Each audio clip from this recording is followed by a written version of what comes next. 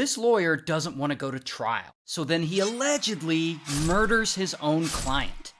Now, his name's Gregory, and Gregory's 39, he's a divorce attorney living in Ohio, and I don't know if he doesn't like being a lawyer or if he just has too many cases, but he is notorious for delaying his trials when he isn't prepared to go to them. Like, he'll make up excuses, he'll call in sick, he'll fake illnesses. One time he even stages a car crash to get out of going, but then he does something really crazy. One day in 2012, he wants to avoid a trial, so on the day he's supposed to be there, he calls in a bomb threat to the courthouse. And I guess it works, like it causes a bunch of panic and the whole place shuts down while police investigate and his court date gets pushed back.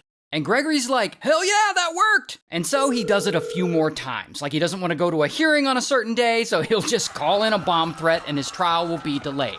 Now eventually police catch on to what he's doing. I imagine it's because all these bomb threats are coincidentally happening on days that he's scheduled to be in court. And so they start investigating him, and he has to not only stop these shenanigans, but he has to come up with a new way to delay his trials. In this case, potentially murder someone. Now, let's pause this story for a second because I want to talk about this woman, Eliza. And Eliza's 53, she's a nurse, also living in Ohio, and Eliza has a big problem.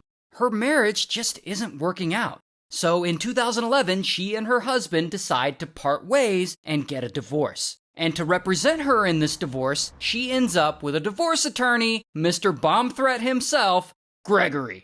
And fast forward to 2 years later. It's now 2013. And Eliza's divorce is still going on and her hearing is coming up. And you know how Gregory is never prepared for his trials, so he'll go to great lengths to delay them? Well, he wants to delay this one too. And while he can't do bomb threats anymore because he's still under investigation, he's gonna try other ways. Like he files motions and all that kind of stuff. But unfortunately for him, none of that works. The trial is still happening as scheduled. So he's got to try something different. And this is where shit starts to get dark. Because a day before the trial, he sends Eliza a text. And he says he wants to meet at his law offices to discuss her case. And so now we're getting into the part of the story that is alleged. Because Gregory hasn't actually been to trial yet. So this is just what they're accusing him of. So, allegedly, about an hour after Gregory texts Eliza, he shows up to the law office building, and he goes to the front door and he swipes his access card to get in.